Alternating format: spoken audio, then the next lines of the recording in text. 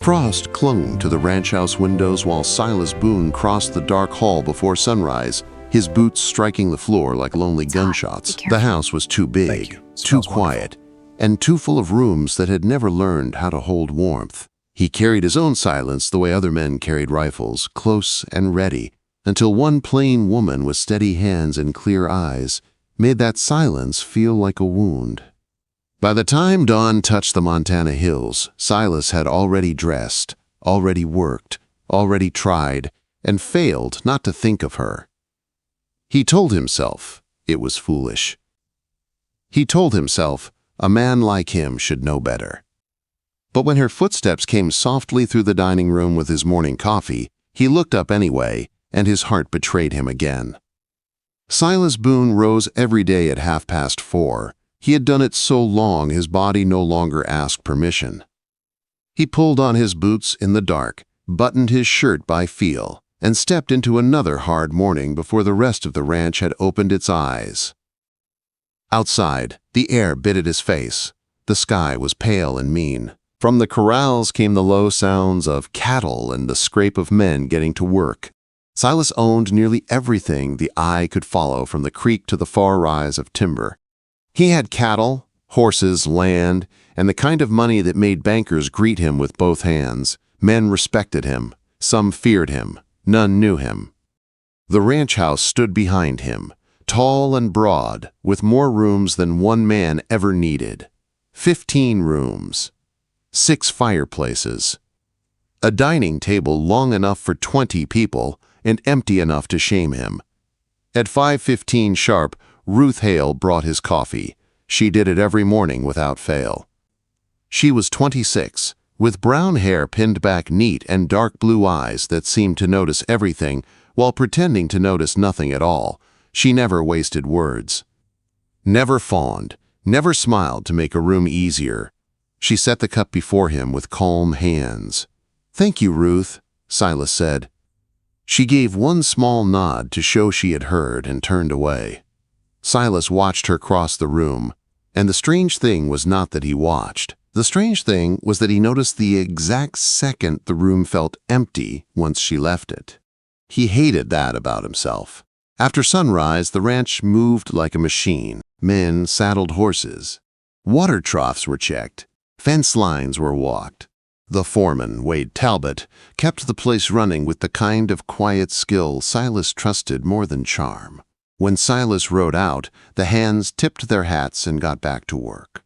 His rules were simple: work hard, speak plain, do not waste time. They were rules his father had given him when he was young, before the old man died and left Silas with a hard name and harder habits. Feelings, his father used to say, got a man buried. Silas had believed him. Maybe he still did. It was easier to build a life out of control than to admit a man might need something he could not buy. At noon, Ruth brought lunch to his study. She set down the tray, then handed him the day's concerns in the same steady voice she used for everything. "The flour is running low," she said. "I'll need the supply wagon on Thursday. Take it whenever you need." She nodded. "Thank you." She had almost reached the door when he spoke again. The bread was good. Ruth paused and glanced back. Then, "The stove deserves the praise." The corner of her mouth lifted just a little, not enough to call it a smile, just enough to leave him staring after her like a fool. That evening, Silas rode to a gathering at the Randall Ranch, the kind of social event he never liked but never refused. Business traveled through parlors as often as banks, and a man in his position was expected to be seen. The house blazed with lamplight and noise. Men laughed too loudly. Whiskey flashed in glasses. Women in bright dresses floated through the rooms with practiced smiles and sharp eyes. Silas Boone finally decided to join the living, called Jasper Randall, red-faced and cheerful. "You had whiskey," Silas answered. That earned him a few laughs. Near the fireplace stood Vernon Pike, polished and smooth as city brass, and beside him was Luke Danner, who always looked like trouble had just whispered in his ear. "You've gone quiet on us," Vernon said. "Used to sit at cards every week, now you vanish." "The ranch keeps me busy," Luke grinned. A ranch that size runs itself with a foreman like Wade. You hiding a woman in that big house?" The men laughed. Silas did not. Jasper clapped him on the shoulder. "Governor's winter ball in Helena next month. You ought to come. Fine families, fine daughters. Might finally find yourself a wife." "You need an heir," Vernon added. "What good is all that land if no one carries your name after you?" Silas took a slow drink and said nothing at first. He thought of polished women with polished laughter. He thought of hands reaching for his money before they ever reached for him. He thought of his house at night, quiet as a church after a funeral.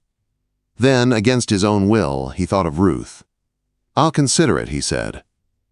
He rode home under a sky hard with stars. Leather creaked. Hooves struck frozen ground. When he stepped into the kitchen, one lamp still burned low for him. It always did. A covered plate sat on the table beside a note in Ruth's neat hand. West fence repaired. 7 posts replaced. RH facts. No fuss. No softness asked for. None offered. Yet Silas stood there longer than he should have, staring at that small note like it held more comfort than any room in the house. The next morning at 5:15, Ruth set down his coffee again. Silas looked into the rising steam. "I've been invited to the governor's ball." Ruth's face stayed calm. "That sounds fitting for a man of your standing." "Jasper thinks I should bring someone." "I see." Silas rubbed a thumb along the rim of the cup. "The suitable women bore me." He had not meant to say it aloud. Ruth looked at him then, and for 1 second he had the sharp, impossible feeling that she could see all the way through him. "Then perhaps," she said evenly, "you should take someone unsuitable." Silas blinked. "Like who?" Ruth picked up the empty cream pitcher. "I couldn't say, Mr. Boone. I make it a rule not to keep company with unsuitable women." Then she walked away and left him with his coffee growing cold and something dangerous taking shape in his chest. 3 days later, Silas stood in his study with the cream-colored invitation in hand. The paper felt heavier than it should. He heard a knock. Then Ruth entered carrying fresh linens. She crossed to the side table in silence. Silas watched her set the folded sheets down. Watched the way the light touched the side of her face. Watched too long. The words left him before sense could stop them. "Will you go to the ball with me?" The linen slipped from Ruth's hands and fell to the floor. She stared at him. "I'm sorry. I must have heard you wrong." "You heard me right." She bent to gather the fallen sheets, though he could see she only needed the moment to steady herself. When she rose, her voice was tight and careful. "Mr. Boone, I am your housekeeper." "I know." "Then you understand how improper that is." "I do." Her fingers tightened around the folded cloth. "Then why ask me?" Silas turned toward the window because it was easier to tell the truth when he was not looking straight at her. "Because every woman in that room will look at me and see land, money, and a last name. You are the only person in this house who looks at me like I'm just a man." The room went so still he could hear the faint crackle from the stove in the hall. When he finally looked back, Ruth's eyes were fixed on him, wide and guarded and full of something he did not dare name. "I need time to think," she said softly. Silas nodded once, though his heart was striking his ribs hard enough to hurt. "Take all the time you need." Ruth turned and walked out with the linens in her arms, leaving Silas alone in the study with the terrible feeling that he had just stepped off a cliff and would not know until later whether there was ground beneath him. 3 days passed after Silas asked, and the ranch kept moving as if nothing had changed. Horses still needed shoeing.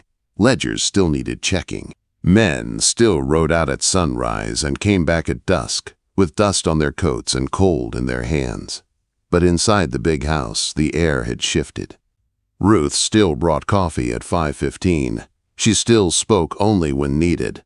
Yet Silas caught the smallest changes, the way her eyes rested on him half a second too long, the way her voice grew careful whenever they stood too close, the way silence between them now felt full instead of empty. On the 3rd afternoon, she found him in the barn checking a mare that had gone lame. "I'll go," she said. Silas straightened so fast he nearly struck his head on the beam above him. Ruth stood in the barn doorway with cold light behind her, her hands folded tight in front of her apron. "On conditions," she added. Silas forced himself not to sound too eager. "Name them." "First," Ruth said, stepping inside, "I will not pretend to be something I'm not. If anyone asks, I am your housekeeper. I will not lie to make this easier for you." "Agreed." "Second, if anyone speaks to me with disrespect, I leave at once." Silas nodded. "That's fair."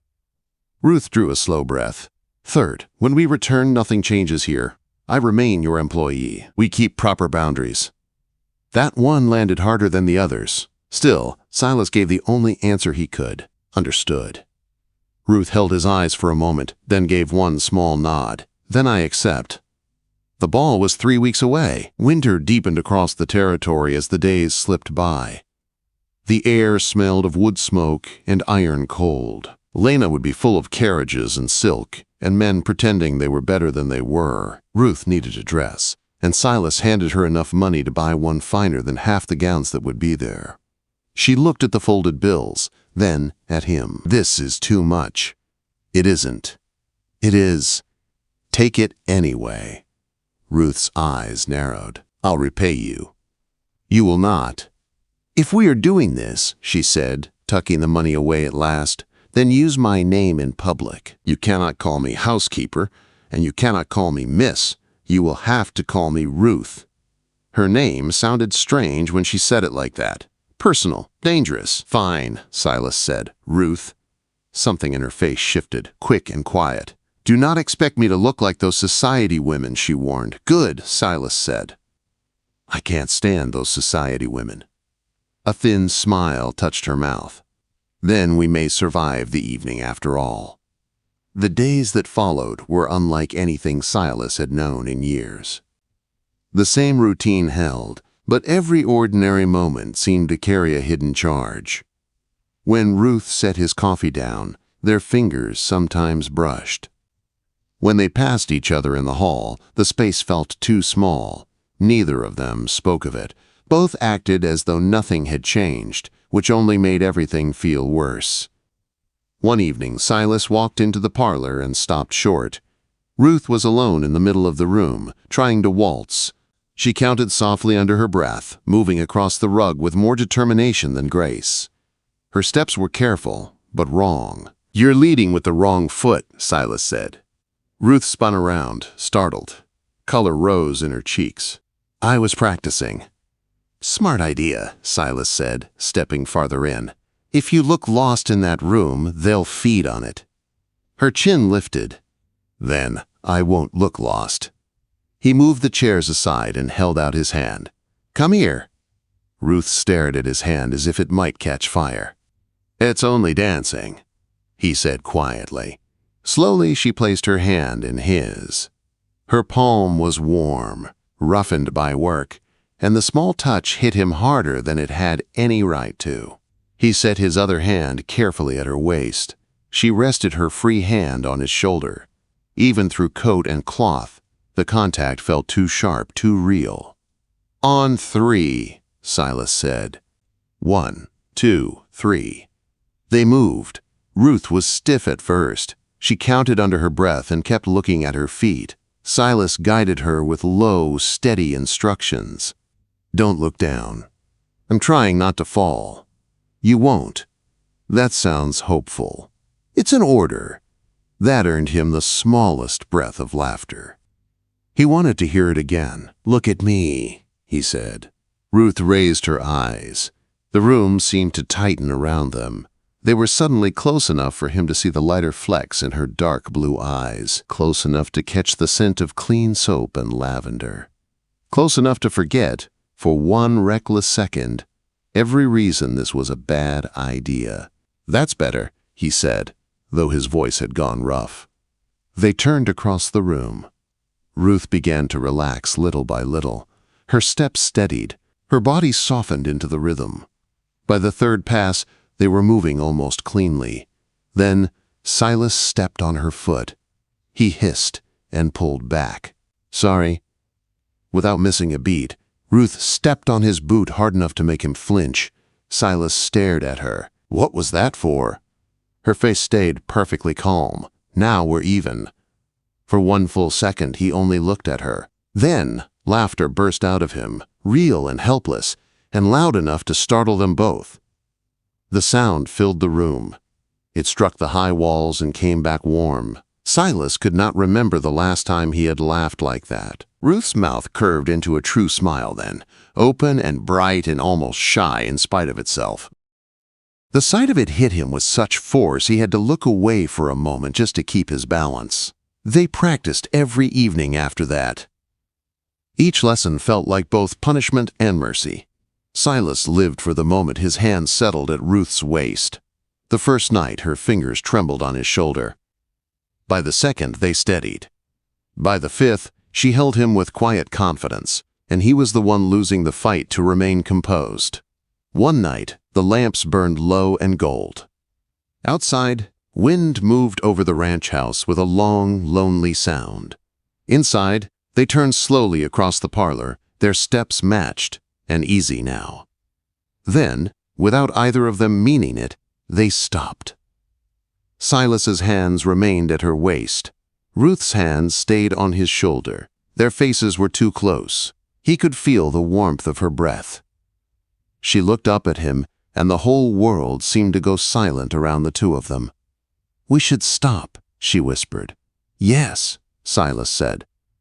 Neither moved. The old grandfather clock in the hall began to chime. 1, 2, 3. They stepped apart so fast it might have been guilt. Ruth smoothed her skirt, though it needed no smoothing. "Thank you for the lesson. We'll practice again tomorrow." "That would be proper," she said, and she left before he could answer. The night before the ball, they practiced one last time. Ruth moved beautifully now. She no longer counted. She no longer looked down. She turned and crossed the rug with calm grace, her shoulders back, her chin high, as if she had always belonged wherever she chose to stand. "You're ready," Silas said. "I'll embarrass you." Impossible. She looked at him then, and the question in her eyes was quieter than the room. "Why are you really doing this?" Quote, Silas could have lied. He could have talked about appearances, politics, business, any safe and empty thing. But he was tired of silence. Tired of pretending he did not need anything. Tired of living like a man made of stone. "Because when I picture that ballroom," he said slowly, "full of people I do not care about, the only person I want beside me is you." Ruth's eyes widened. "Boundaries, Silas," she whispered. His own name in her mouth felt like a hand on his chest. "I remember," he said. The words cost him something. He stepped back and let his hands fall away. "Good night, Ruth." "Good night." But she did not move right away. And when she finally left the room, Silas stood there alone, staring at the empty doorway and knowing that the hardest part had not even begun. The next day dragged like a wounded thing. By evening, Silas stood in the front hall, dressed in black, his boots polished, his cuffs silver, his face arranged into the calm mask the world knew. Outside, the carriage waited. The driver had been paid well for silence. Silas's hands looked steady. His chest did not feel steady. Then he heard footsteps on the stairs. He turned.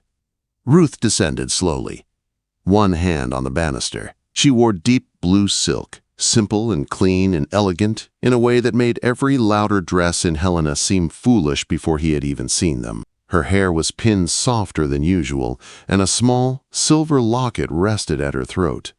She looked like herself, only more. Silas forgot how to breathe. Ruth reached the last step and stopped. "Will I do?"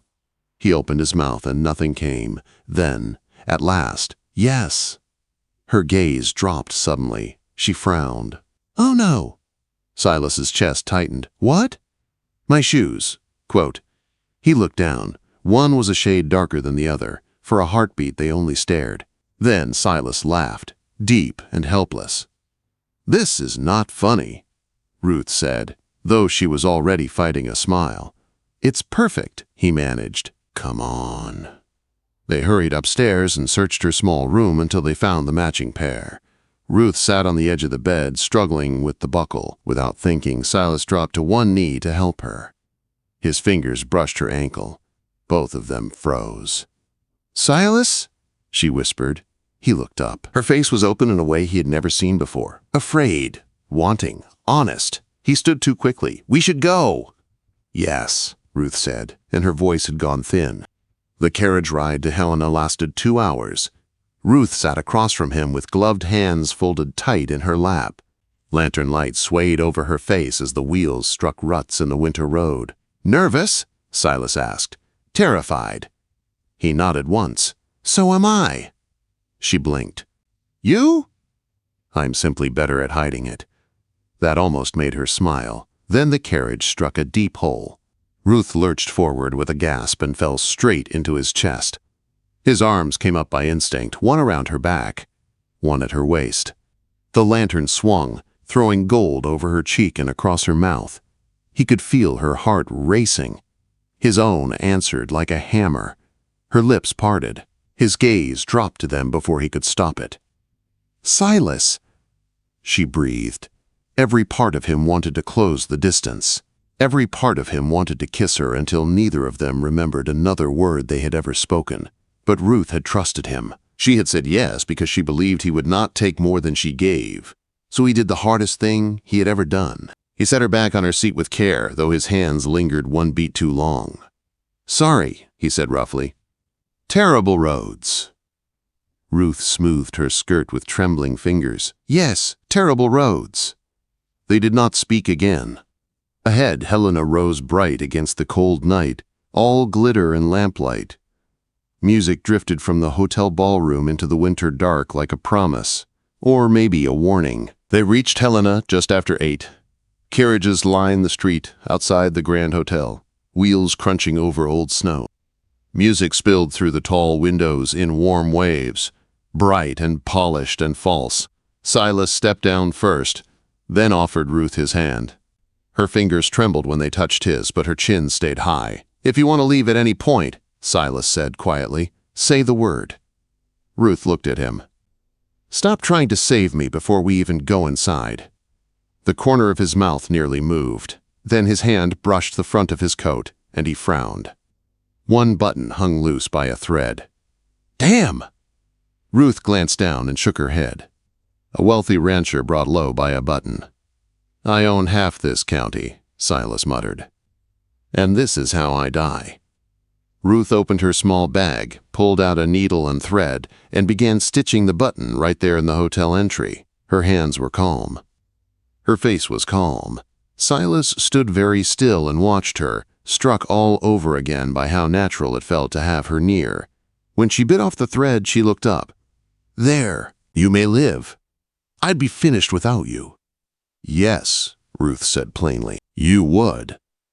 Then they walked into the ballroom together, and the air changed. The room glittered under huge chandeliers. Candlelight flashed in crystal and silver. Women moved in silk and jewels. Men stood in dark coats with money in their voices and pride in their posture. Every laugh felt practiced. Every smile looked bought. Silas spotted his friends near the refreshment tables. Jasper Randall stood at the center of them, broad and loud. Vernon Pike was beside him with 2 bankers. Luke Danner wore the same troublemaking grin as always. Jasper saw Silas and raised his glass. "You came after all." Then he noticed Ruth on Silas's arm, and the color in his face changed. Silas spoke before any of them could. "This is Ruth Hale, my companion for the evening." Jasper's mouth twitched. "Well, that is unexpected." Vernon's eyes moved over Ruth in a slow, cold way. Silas hated it once. "An interesting choice." "Bold," Luke said with a smile that held no kindness. "Very bold." Quote, Ruth's fingers tightened on Silas's sleeve. He felt the tension run through her like a pulled wire. For one sharp moment, he wanted to turn around, take her back to the carriage, and leave every last one of them staring after him. Not because he was ashamed. Because he was furious. But Ruth did not shrink. She stood straight in her deep blue dress, eyes level, shoulders steady, as if she had not heard the mockery at all. Jasper's wife, Delia, approached with a smile thin as a knife. "Miss Hale, what an unusual dress. Did you sew it yourself?" Ruth looked at her without blinking. "No. Mrs. Talley on 5th Street made it. She does beautiful work at a fair price. I'd be happy to give you her name." Delia's smile cracked. Silas had to turn his face for a moment to hide his own. A younger man stepped forward, nervous and polite. "Miss Hale, would you care to dance?" Ruth glanced at Silas. He gave one small nod. "Thank you," Ruth said, "but I promised this dance to Mr. Boone." Silas held out his hand. She took it. They stepped onto the dance floor together. The orchestra began a waltz. Silas set one hand at Ruth's waist. She placed her hand on his shoulder, and the whole room seemed to narrow until there was only the music and the woman in his arms. "They're staring," Ruth murmured. "Good," Silas answered. They moved. She did not stumble. She did not look down. She moved with the grace they had fought for in the parlor, night after night. Silk whispered with each turn. Candlelight touched her hair and the silver at her throat. Men who had laughed now watched in silence. Women who had smiled at scandal now looked uncertain. Ruth kept her eyes on Silas, and he felt something in him breaking open. "Silas," she whispered, breath unsteady. "Do not look at me like that." "Like what?"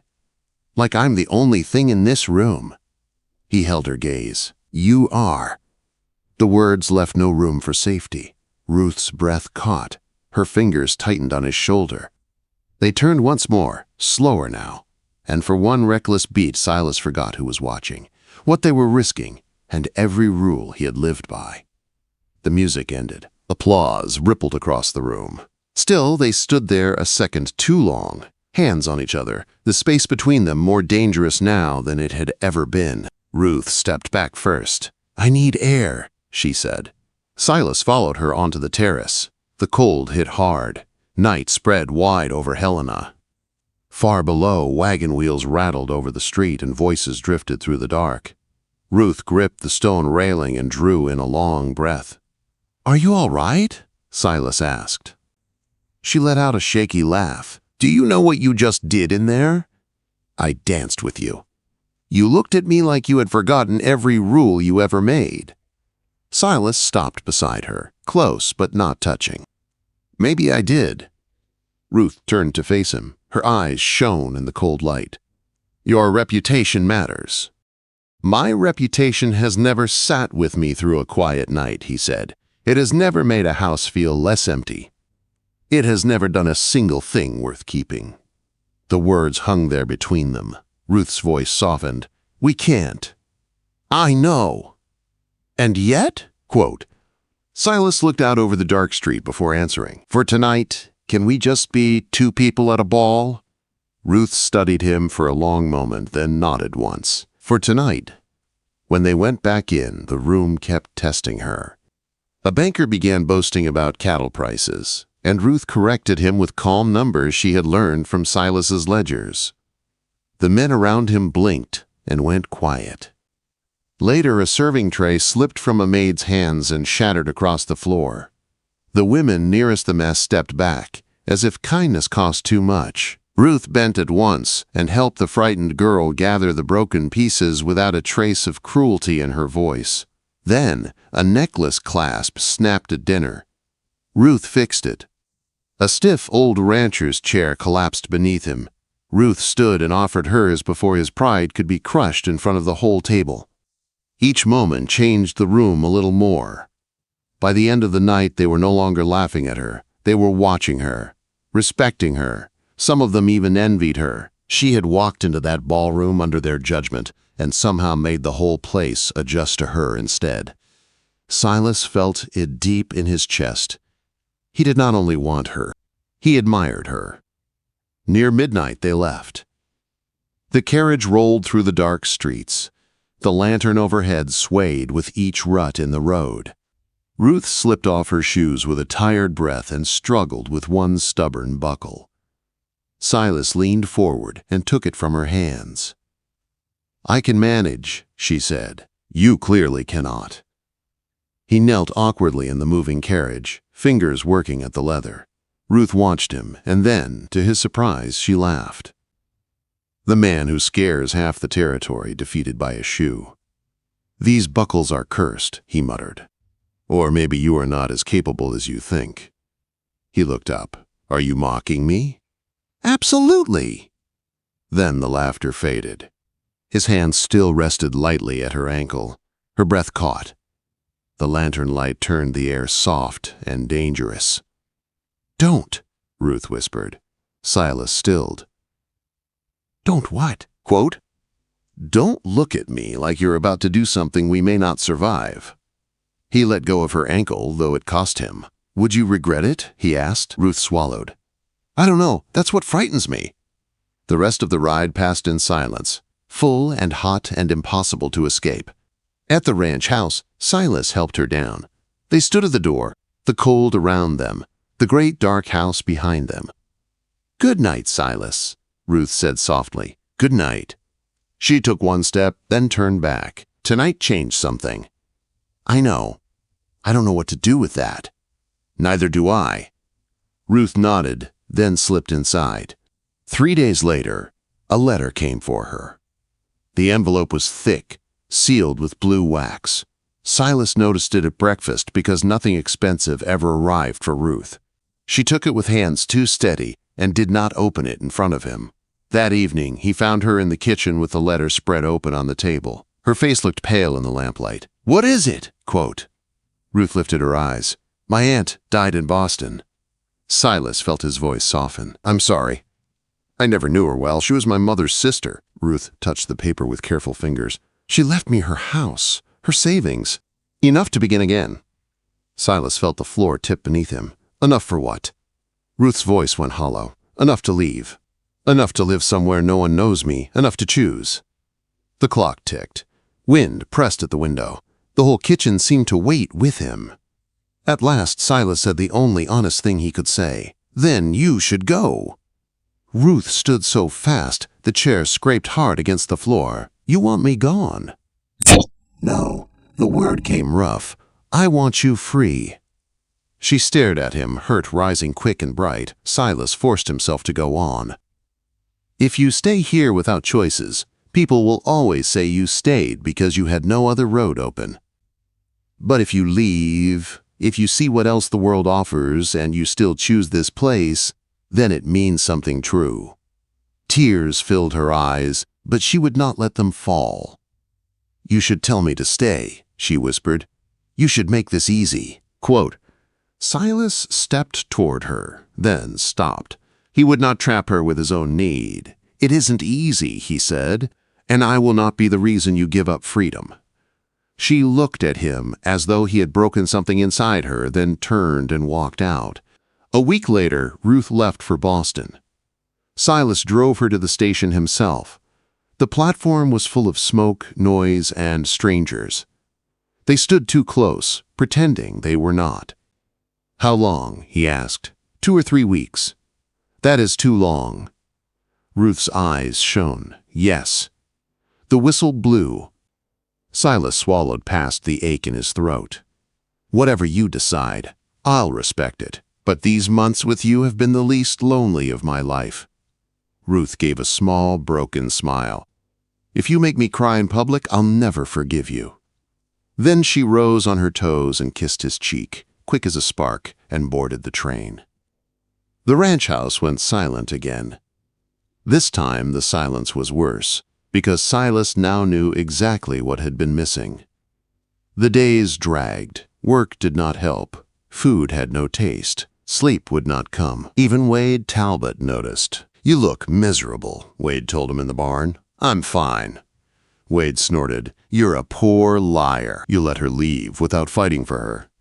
"I gave her freedom." Wade shook his head. "Love without risk is just polite affection. And you, Silas Boone, have never been a polite man." Those words stayed with him. On the 23rd day, a carriage rolled into the yard. Silas came out of the barn fast enough to scare the nearest horse. Ruth stood beside the carriage, dusty from travel, her hair loosened by wind, her eyes bright and steady. They stared at each other across the yard. "You came back," Silas said. "I came back." He stepped closer. "Why?" Ruth walked toward him until only a breath remained between them. "Because I went to Boston. I saw the house. I could have lived there." Her voice trembled, but only a little. "But every morning I woke up alone. Every night I sat in silence. And none of it meant anything because you were not there." Silas could not speak. Ruth lifted her chin. "I sold the house. I kept the money. I'm putting it here, in this ranch. Not as an employee, as a partner. Equal share, equal voice, if you'll have me." That was all he needed. Silas cupped her face in both hands. "I love you," he said. "I should have said it sooner." Ruth's eyes filled. She smiled through it. "Then stop talking and kiss me." He kissed her like a man dying of thirst, finally reaching water. Ruth's arms came around his neck and held him close, as if she had already chosen him and had no intention of ever letting go again. When they finally pulled apart, Silas pressed his forehead to hers. "Marry me." Ruth laughed softly through tears. "I have conditions."